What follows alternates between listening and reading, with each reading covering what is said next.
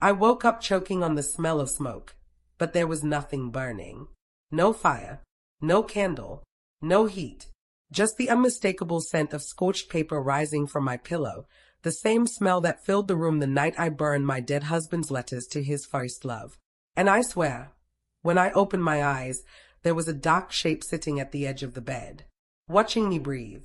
I've never told anyone this. Not my sister, not my pastor, not the grief counselor who tried so hard to help me. But if you're here, if you're listening, I hope you're ready to hear the truth of what I did. Because once I start, there's no going back. Before I begin, tell me in the comments where in the world you're watching from and what time it is for you right now. And if stories like this stay with you, please like and subscribe. It really helps me continue sharing the truths I've carried for years.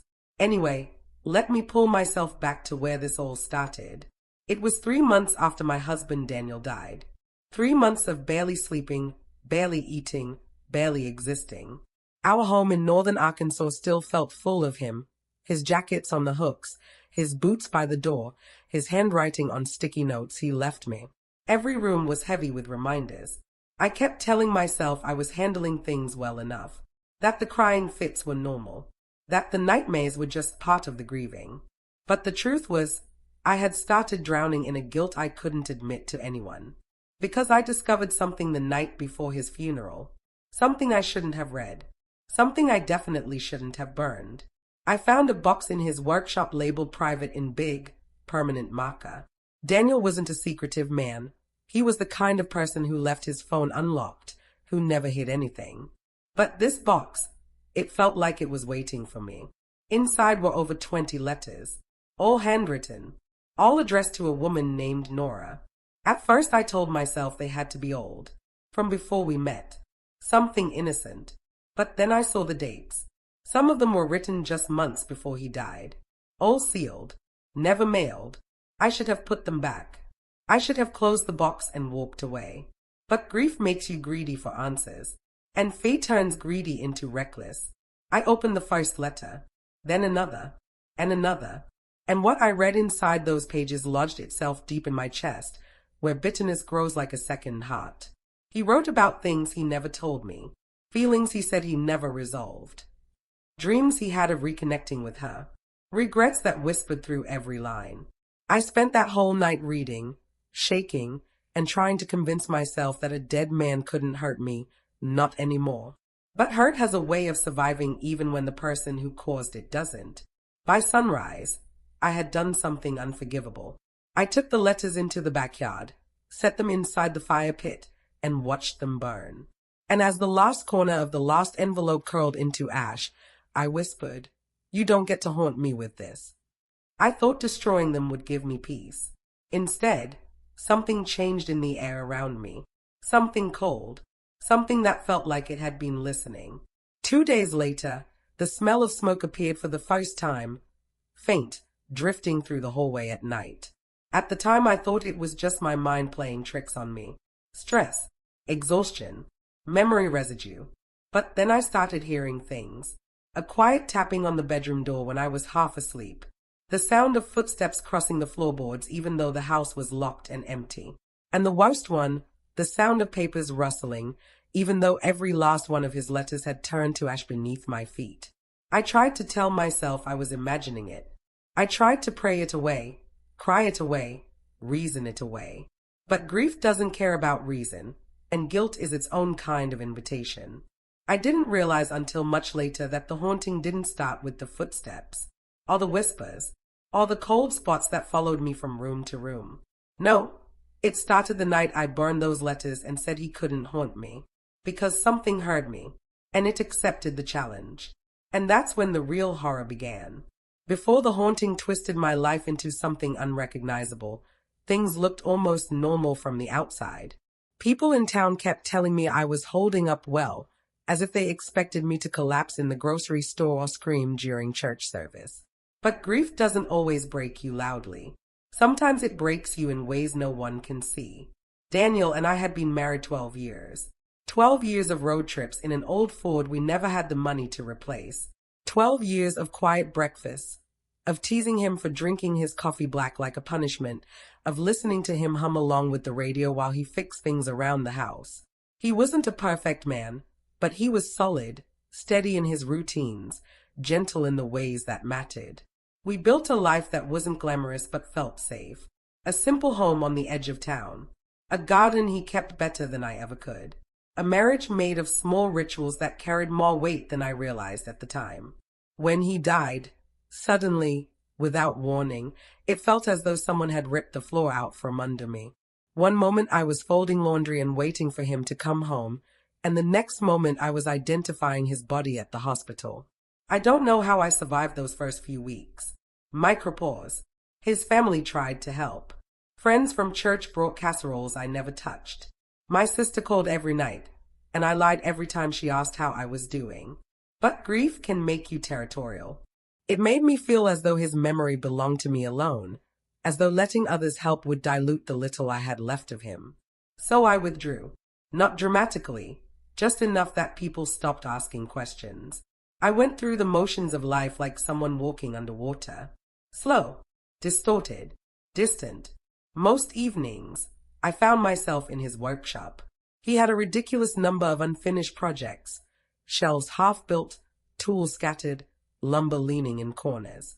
He always said he'd get around to it when things calmed down. Things never did. The workshop became the only place where I could still feel him. His handwriting on the labels, the smell of sawdust, a jacket he'd forgotten to bring inside. Sometimes I'd sit on his old stool and close my eyes, pretending he might walk in, wipe his hands on a rag, and tell me about whatever he'd been tinkering with. Looking back, I realized that's probably why the box of letters affected me so deeply. It wasn't just the content, it was the intrusion. The reminder that even in marriage, there are parts of a person you never truly know. And I hated myself for how much those letters hurt me. How quickly they turned grief into suspicion. How they made me feel second best to a woman I'd never met. Micropause. But before any of the strange things started happening, my nights were defined by something far more ordinary. Silence.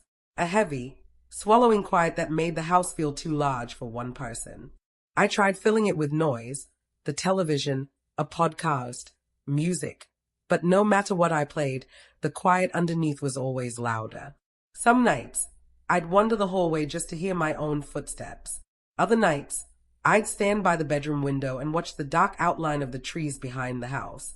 I told myself it was grounding, a way to stay connected to the world outside my grief. But really, it was a way to avoid the bed. The bed felt wrong without him. Too big, too cold, too still. I slept on the right side, his side, because I couldn't bear the emptiness on the left. I wrapped myself in his blanket until the smell of him faded away into something flat and stale. And every night, just before I fell asleep, I'd whisper something into the dark. Not a prayer, not exactly, but a plea. Please, don't let me feel so alone tonight. Of course, I didn't expect an answer. I didn't expect anything but silence. But the house? It had started changing long before I realized it. Small things, at first. Barely noticeable shifts that I brushed off as nerves or exhaustion. One night I found one of Daniel's tools sitting on the kitchen table, even though I hadn't touched it. Another night, a picture frame tilted itself forward just enough to catch my attention. And once, when I walked into the living room, the television was already on, playing static. The volume turned low like someone was trying not to wake me. I kept telling myself I was forgetting things, moving things, turning things on. People in grief lose track of details all the time. But beneath the surface of all those explanations was something else. A thin thread of dread I refused to pull at. Because if I did, I'd have to admit that something was wrong in the house. Something besides my grief. Something that watched me as closely as I watched the shadows. And then came the night when the whisper slipped through the quiet for the first time. The first time I smelled the smoke, I thought it was in my head. It was 3 nights after I burned the letters. I remember because I'd just started to convince myself that maybe I'd overreacted, that maybe setting fire to pieces of my dead husband's past wasn't as monstrous as it felt. I woke up in the dark with that tight feeling in my chest, the one I always got before Michael used to travel for work. Only he wasn't traveling anymore. He was in the ground. and I smelled burning paper. I lay there for a few seconds, completely still, just listening. The house was quiet. No creaking, no humming of the fridge, no traffic outside. Just my own breath and the dull thud of my heart. The smell was faint at first, like the last curl of smoke after a candle's blown out. Dry, ashy, with that sweet chemical edge of ink and glue. My brain did this weird, practical thing. It told me I was smelling my own memory, that my guilt had a scent now. But as I pushed myself up on my elbows, it got stronger. I turned my head toward the nightstand. Nothing. No candle, no diffuser, no spilled wax. I'd gotten rid of all of that months ago, after the accident. I couldn't stand open flames in the house anymore. Still, my first thought was very human and very stupid. Oh God, did something catch fire downstairs? I grabbed my phone. 2:08 a.m. That time would become a problem later. Back then, it was just another detail. I swung my legs over the side of the bed, and the second my bare feet touched the floor, the air shifted. It was colder down there than it had any right to be. That sharp, thin cold that feels almost wet, like walking into a cooler at the grocery store. I wrapped my robe around myself and forced my mind into a checklist. Smoke. Fire. Call 911 if needed. You're alone. Don't panic. But my hands were already shaking. I walked into the hallway. No smoke. No haze. No flicker of orange light. Just darkness and the faint blue from the digital thermostat at the end of the hall. Still, the smell followed me. If anything, the smell grew stronger as I moved away from the bedroom. That didn't make sense. I had this irrational feeling that if I turned around and looked back into the room, something would be standing at the foot of the bed, charred and waiting. I didn't look. Instead, I went down the stairs, every step groaning louder than it normally did. House noises are harmless in the afternoon. At 2 in the morning, they feel intentional. When I reached the first floor, I hunted the way Michael taught me. I checked the kitchen first. Oven off, stove cool. No forgotten towel left too close to a burner. I opened cabinets, checked the toaster, even sniffed near the outlets like some kind of desperate bloodhound. Nothing. Living room. No candles. No incense. No extension cords buzzing. But the smell was in the air, thick now. More distinct. Not just fire. Burned paper. That broke something in me. I remember standing in the middle of the living room, my robe pulled tight, and thinking, this is punishment. I saw the scene again in my head, as clearly as if I was right back there, me sitting on the floor of Michael's office with that old showbox between my knees. The letters, his handwriting, the soft, careful paper. The name at the top of every page. Lena. Not my name. And then the fireplace roaring, the way the edges of those letters curled in on themselves like they were trying to pull away from the flames. The way the smoke had rolled up inside the chimney, dark and frantic. Back then, I told myself I was setting myself free. At 2:08 a.m. in my living room, with no fire in sight and the smell of those same ashes in my lungs, it did not feel like freedom. I went to the fireplace anyway. It was cold, dark, clean. I'd scrubbed it obsessively after burning the letters, like I could erase what I'd done if I made the brick shine. I knelt on the hearth and reached my hand inside, fingers brushing along the back bricks where the soot was hardest to get off. I half expected my fingers to come away warm, or wet, or coated in fresh ash. They came out dusty, but normal. I exhaled a shaky laugh that sounded nothing like relief. Then I saw it, a tiny gray fleck on the hearthstone. Smaller than a fingernail. I knew, before I touched it, what it was. The color, the texture, the way it had settled crookedly, like it had floated down instead of fallen. Ash. I had vacuumed that space 3 times.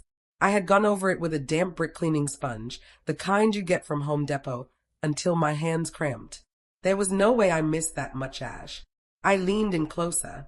It wasn't just one fleck.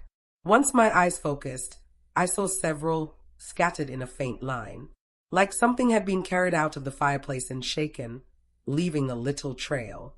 My throat tightened. Slowly, I followed the ash trail with my eyes. It didn't lead to the trash can. It didn't lead to the poker, or the wood basket, or any logical, comforting object. It led toward the hallway, back toward the stairs, back toward my bedroom. Something hot and prickly crawled up the back of my neck. "Stop it," I whispered to myself. My voice sounded too loud in the empty house. "You're tired. You missed a spot. That's all this is." The smell of smoke curled around that lie like it was amused. I thought about calling someone, my sister, maybe, or my friend Danielle, but I could imagine their voices, that K-full tone people use with widows who are going through a lot right now.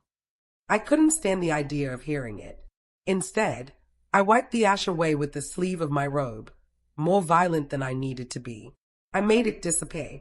If I couldn't fix what I'd burned, I could at least clean this. When I pulled my hand back, my forearm was streaked gray.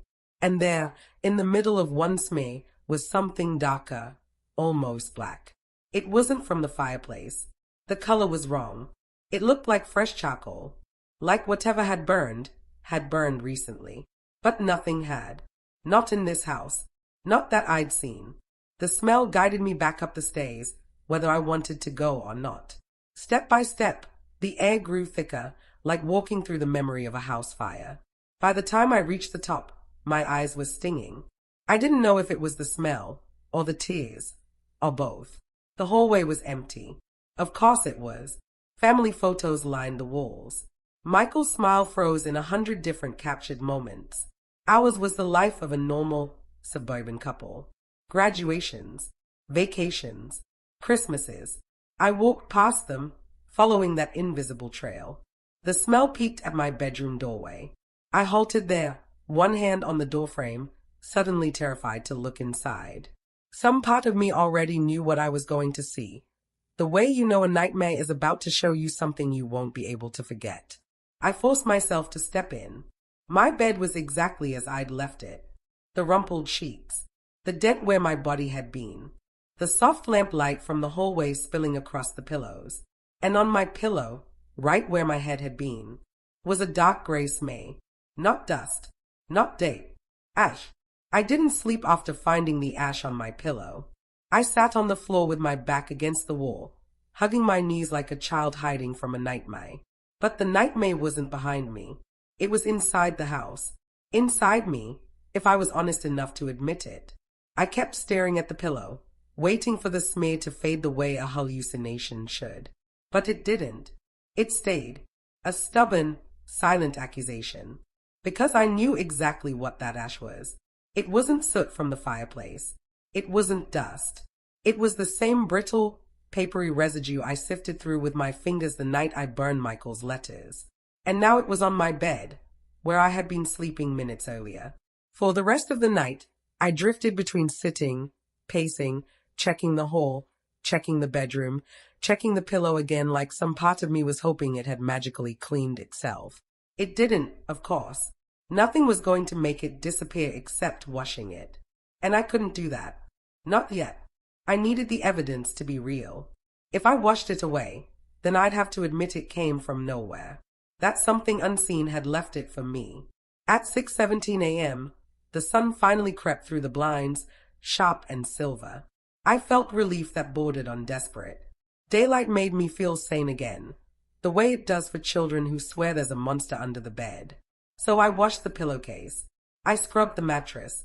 I vacuumed the rug and dusted every surface like I was purifying the room. But the whole time, one thought kept circling my mind. Why now? Why ash? And why in my bed? I didn't have an answer, but my body understood something I didn't want to say aloud. The house wasn't just haunted. It was haunted by intent.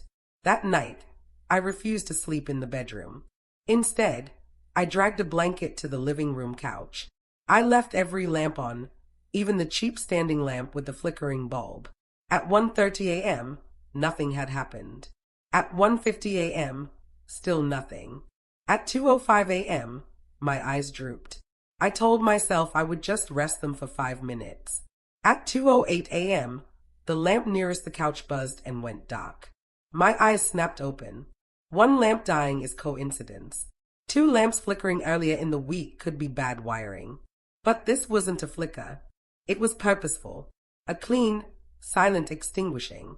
And when the room dimmed, the smell returned. Thick, immediate, heavy enough that I tasted it at the back of my throat. Smoke, burned paper, ash. I sat up slowly.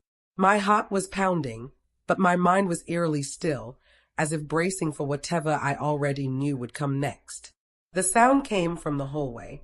At first just a faint shuffle, then a soft dragging sound, like someone pulling fabric or brushing a hand along the wall. Michael. The word came out before I could stop it. A reflex, a wish. There was no answer, but the dragging grew louder. And then, a whisper. Not my name, not anything I recognized. Just a low, broken exhale shaped into something like speech. A sound that felt impossibly close to my ear even though it came from the hall. I clamped my hand over my mouth, fighting the instinct to scream. Another whisper, slightly clearer, a woman's voice, barely audible, but soaked in something like sorrow or warning. I leaned forward inch by inch, trying to make out the words. It wasn't until I stood that I realized the whisper wasn't coming from the hallway anymore. It was coming from behind me. I spun around. Nothing was there. But on the couch, the blanket I had been wrapped in moments ago, was a small gray smay. Ash again. Only this time, there was more. When I looked toward the TV stand, I saw another smay, and another on the coffee table, and another near the rug. A slow, deliberate path of dust-like prints, almost like someone had walked through the room, brushing the air with their fingertips, leaving a trail for me to follow. The ash path led to the doorway of Michael's old office, the office where I'd found the letters, where I'd sat on the floor and read them one by one, where I'd cried, where I'd decided to burn them. I hadn't been inside since the day I cleaned it out. I had closed the door and swallowed the key, feeling that if I didn't go in, the guilt would stop living under my skin. Now the door was open. Not wide, just cracked. Just enough for someone to slip through, or for something to look back at me. My legs moved without permission. I walked toward the office doorway with my fingers trembling at my sides, my breath shallow, my mind screaming that I wasn't ready. That whatever was waiting in that room wasn't memory or imagination or grief. The smell intensified with every step. It wasn't faint anymore. It was suffocating, like inhaling the inside of a burnt book. When I reached the doorway, I stopped. The air inside the office was colder than the hallway by at least 10 degrees. I could feel it radiating out like an unseen presence standing just beyond the threshold. And then I saw something that made my stomach twist violently. The old metal fire pit bucket I had used to transport the burned letters was sitting in the middle of the office floor. I hadn't brought it in here. I had left it in the shed, locked, miles away from this room in every practical sense. Inside the bucket, glowing faintly in the dark like the dying end of a cigarette, was a single ember. An ember that pulsed once, twice, and then died. But before the light vanished completely, I saw them blackened shreds of paper, edges curled, ink melted, fragments I had watched turn to dust 2 weeks earlier. The letters, pieces of them, returned to me, brought inside. Someone, or something, had placed them there. And just as I realized that, I felt a presence shift behind me, leaning close enough that the breath on my neck was unmistakably real. For a long moment, I didn't move. I couldn't. The breath on my neck felt unmistakably real, warm against the cold air seeping from the office. But when I finally forced myself to turn, the hallway behind me was empty. Nothing moved. Nothing stood there. Nothing breathed. But the presence remained. Not in the air this time, in my mind. Watching, measuring, waiting for my reaction. And for the first time since the ash appeared on my pillow, I didn't collapse into fear. Fear had gotten me nowhere. Fear had turned me into prey. Something in me hardened then, the way metal does when it's tempered by flame. I wiped my face with the back of my hand and stepped fully into the office. The ember in the bucket had died completely, leaving only darkness and a faint outline of scorched paper fragments. My hand shook, but not with terror anymore, with something firmer, steadier. Resolve. Enough. I whispered to the empty room, my voice low and cracked. It wasn't a challenge. It wasn't even anger. It was exhaustion turned into will. I closed the office door behind me. Micropause. That small motion felt like a line drawn across the sand. The house was no longer something happening to me. I was going to fight back, or at least face what I'd tried to destroy. No more hiding on the couch. No more pretending this was electrical issues or stress. Something had followed the letters. Something connected to Michael, or to the woman he wrote to, or to me. I sat in his desk chair and stared at the fire pit bucket. Even empty, it felt like a mouth waiting to speak. The frayed edges of the letter scraps looked like charred feathers, arranged deliberately. Why bring them here? I murmured. The room didn't answer, but a pressure shifted, the same subtle heaviness I felt in funerals in the moments right before someone cries. The presence wasn't cruel. Not exactly. It felt mournful, as though whatever was here wanted something from me. Understanding, acknowledgement, maybe even confession. And the guilt I'd shoved down for weeks pressed up into my throat. Because the truth was, I hadn't burned the letters to protect myself. I'd burned them to erase his love for someone else. And the house knew it. Or something inside the house knew. Micropause. So I began planning, slowly but with a clarity that surprised me. Step 1. I needed to know if this was Michael. Step 2. If it wasn't him, what was it? Step 3. I needed proof. Something I could talk myself out of later. And step 4. I needed to face the room where everything started. I opened the bottom drawer of the desk. It squealed, old wood grinding against old wood. Inside were the things I avoided when cleaning his office after he died. A few of his notebooks, a map of places he'd wanted to visit, a photo of us from our 5th anniversary. And tucked beneath those things, at the very bottom, was the envelope I had kept for myself. The only letter I didn't burn. The one he wrote but never finished. The one that wasn't addressed to Lena. It was addressed to me. My name, written in his handwriting. I had taken it out of the box before the fire without even thinking. Some selfish instinct had guided my hand, just one for me. A letter from him. A piece of him I could hold without competition. But I couldn't bring myself to read it. And now it felt like the only anchor I had left. I slid the envelope onto the desk surface. I didn't open it, not yet. But touching it steadied me, reminded me that my husband wasn't just a man who wrote to another woman. He was complicated, human, and haunting or not, I deserved answers.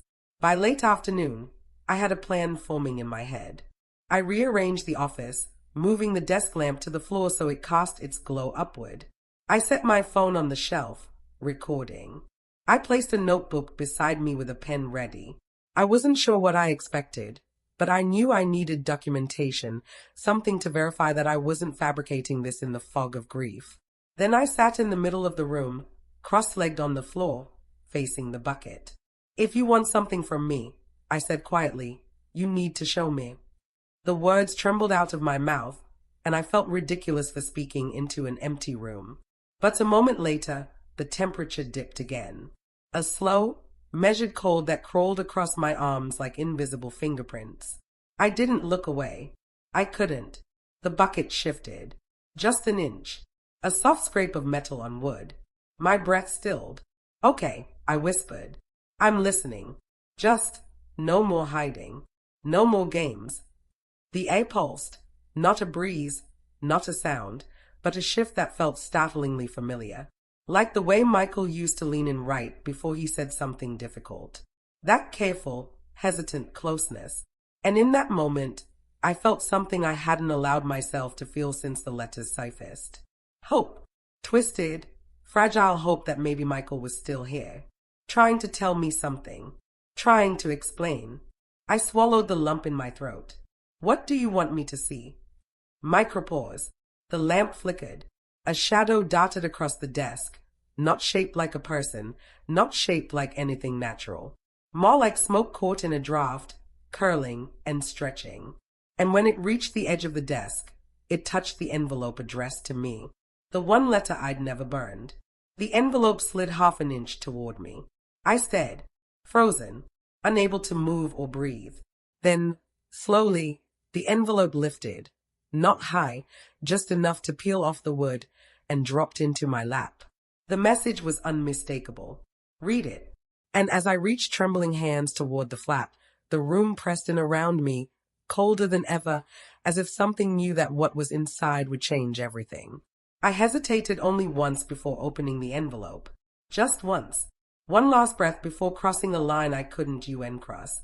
Then I tore the flap, pulled out the single folded page, and unfolded it with hands that felt too numb to belong to me. Michael's handwriting stayed back at me, shaky, unfinished. If you're reading this, then I waited too long to tell you the truth. My throat closed. I read the next line. It was never about her. It was about the man I was before you. I didn't know how to let go of him. A cold gust swept through the office, hard enough that papers on the desk fluttered violently. The lamp flickered. The floor trembled under my legs. I kept reading. I loved her once, but I love you differently. Enough to know I should have told you. The page jerked in my hands, almost pulled, like someone wanted it gone, like someone didn't want me to finish it. No. Stop. I clutched the letter to my chest. The room darkened, not from the lamp, from something moving in front of it. Something tall, broad, shaped like a man, but not solid. A figure made of shifting smoke stood between me and the doorway. I froze. Michael. It slipped out like a prayer. The shadow twitched, not toward me, upward, like it was sniffing the air, searching, reacting. Then the bucket scraped behind me, louder this time, metal grinding against wood. I spun around.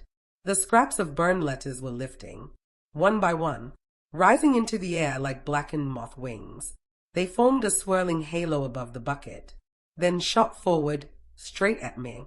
I shielded my face. The fragments didn't hit me. They stopped inches from my skin, hovering, and then they ignited.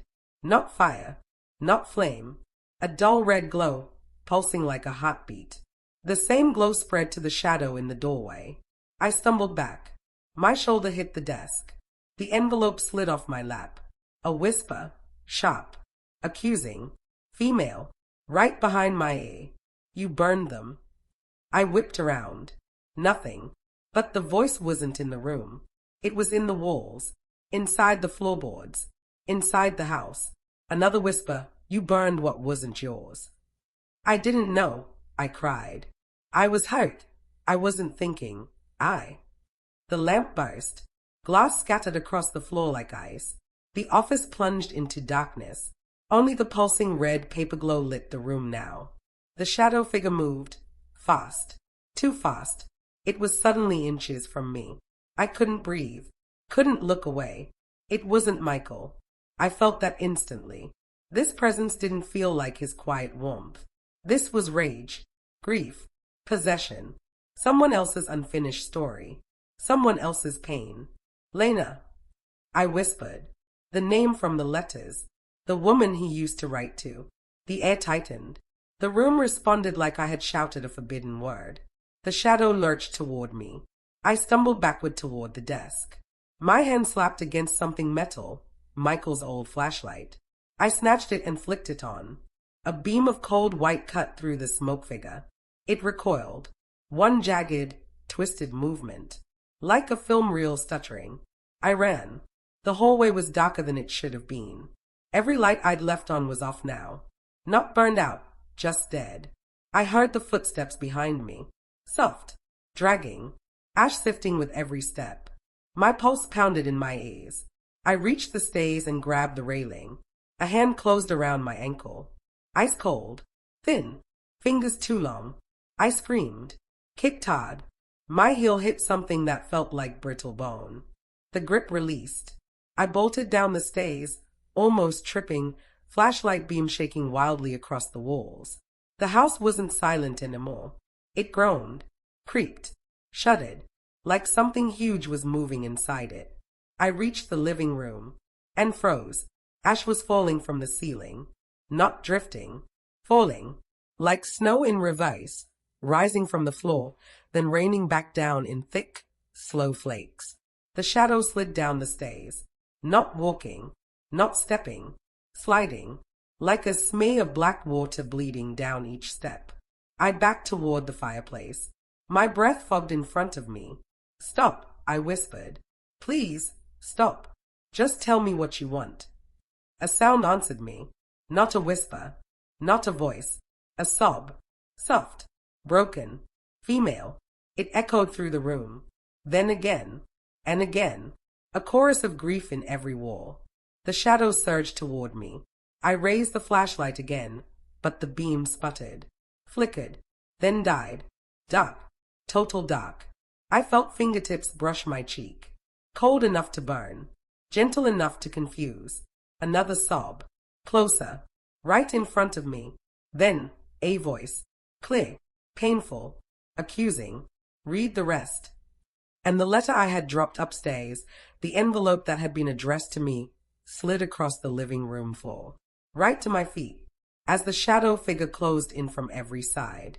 When the envelope slid to my feet, the shadows stopped closing in. They didn't leave, didn't soften, but they paused, as if the house itself was holding its breath, waiting for me. I bent down slowly. My fingers brushed the edge of the envelope, and even though the room was freezing, the paper felt strangely warm, like someone had been holding it just before I picked it up. I sank to my knees on the living room rug. The ash still drifted in the air, settling in my hair, clinging to my sleeves. But the violent energy that had torn through the house was fading, retreating into something quieter. Still intense, but not attacking. That I knew what I had to do. There was no more running, no more hiding behind fear or guilt. I opened the letter, this time, fully, carefully, as though it were the last fragile piece of my marriage I had left. Michael's handwriting filled the page. More than before, the words flowed in his familiar looping strokes, though the ink looked faded, smudged in places, as if the letter had lived through fire and still insisted on surviving. I haven't told you everything, not because I wanted to hurt you, but because I didn't know how to face the parts of myself that still felt unfinished. A sound, something like a sigh, moved through the room. Not mine, not human. I should have told you about Lena before we married. I should have told you how deeply I let the guilt of losing her shape me. My breath hitched. Losing her. The word repeated in my mind like a struck bell. He hadn't said leaving. He'd said losing. We were young. We were reckless. And I thought I'd have time to fix the mistakes I made with her.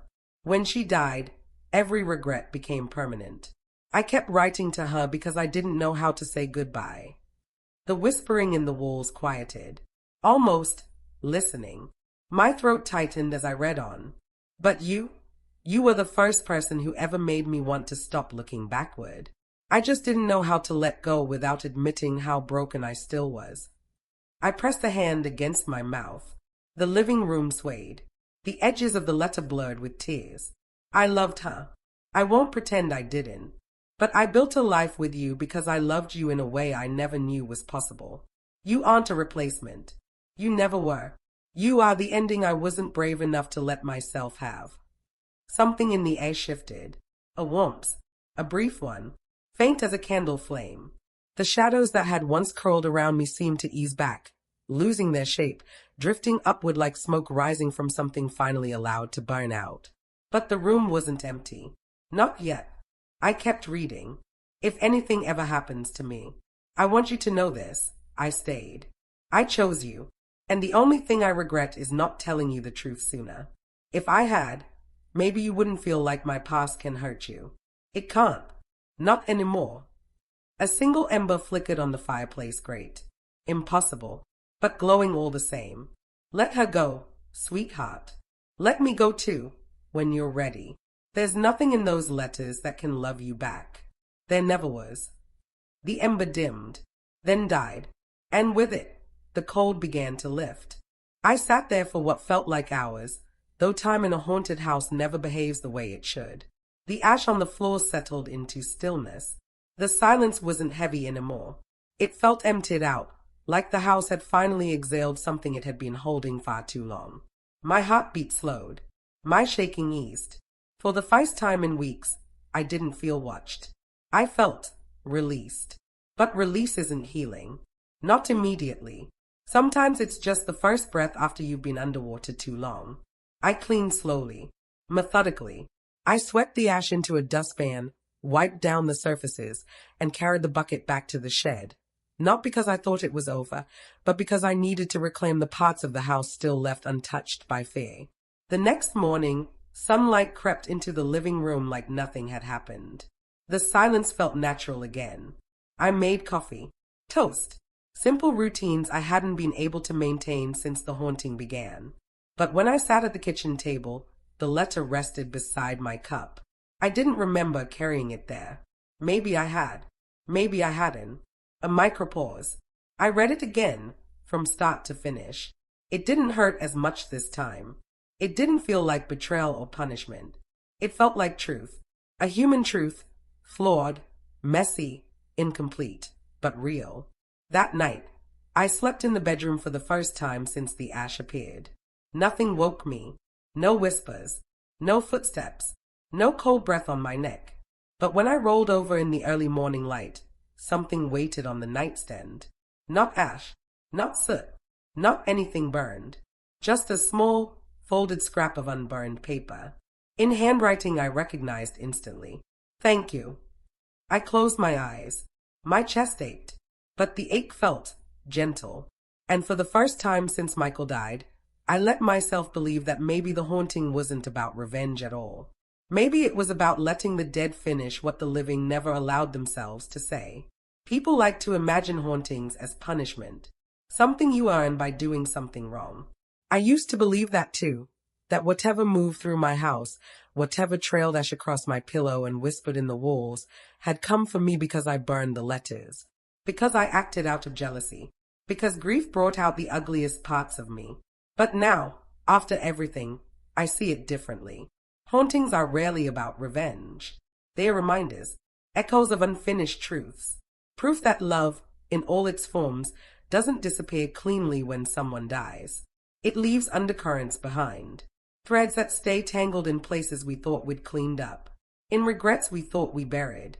In letters we thought we could burn without consequence. I used to think the house wanted to hurt me. Now I think it wanted me to hear something I never would have listened to while Michael was alive. If he had told me about Lena then, I would have shut down, pulled away, built walls, told myself he still wanted her, told myself I wasn't enough. Pain makes poor listeners of us all. But facing the haunting forced me to stop assuming the worst of him. It forced me to understand grief from more than one angle, not just my own, but his. He carried guilt the way I carried insecurity, quietly, stubbornly, and without admitting how heavy it had become. Micropause. I've wondered a lot, in the quiet mornings since that night, whether the presence in the house was truly Lena, or just the echo of the grief he left behind. I don't know. I don't think I ever will. Maybe hauntings don't take the shape of people. Maybe they take the shape of unresolved emotions, slipping into whatever form we fear the most. What I do know is this. The night I finished the letter, the house stopped fighting me. The temperature warmed. The shadows thinned. The smell of ash faded. Peace didn't come all at once, but it came honestly. Every so often, when I walk past the office, I still feel something. Not cold, not threatening, more like the afterglow of someone stepping out of a room just before I enter. A gentleness, a letting go. I don't open the fire pit bucket anymore. I keep it locked away in the shed, not because I'm afraid of what's inside, but because I'm not afraid anymore. I don't need to test the house. I don't need to test myself. Some things can stay in the past without being erased. And Michael's letter, the one addressed to me, sits in my nightstand drawer. I read it sometimes, not out of sadness, but out of gratitude. He wrote it because he loved me enough to try to fix something before it broke us. He admitted the truth because he wanted to share the weight he'd been carrying, even if he never got the chance to hand it to me himself. That matters. More than the letters I destroyed. More than the fear I lived through. More than the haunting that followed. Micropause. If there's anything I've learned, anything I want whoever's listening to carry with them, it's this. We don't get to choose which memories burn clean and which ones leave ash behind. But we do get to choose whether we face them or let them follow us. Guilt festers in the dark. Truth breathes in the open. And sometimes the ghosts that haunt us are not the dead at all, but the parts of ourselves we were too afraid to confront. I'm not the same woman I was before the haunting. I don't want to be. I'm softer now, in some ways, harder in others. I forgive more easily, but I also protect my peace with a strength I didn't know I had. Losing Michael, and then facing what lingered after him, taught me something I never would have believed if you'd said it to me a year ago. Love doesn't end a story. It complicates it. It tests it. And sometimes, it finishes it long after one of you is gone. That's the truth I live with now. And it's gentler than the fear I carried. Kinder than the grief I buried myself under. A final micropause that if you've stayed with me through all this, just know, I shared it because holding it alone felt too heavy. And because maybe someone out there is carrying their own ghost, their own guilt, their own ash that won't stop showing up no matter how many pillowcases they wash. If that's you, I hope you face it. I hope you let the truth speak, even if the voice that delivers it comes from a place you don't fully understand. My story isn't meant to frighten. It's meant to remind. Not everything that haunts you wants to harm you. Some things simply want to be heard. That's my final truth. Did you like my story? Please like and subscribe and tell me in the comments where you're listening from. I want to know how far this story of mine travels.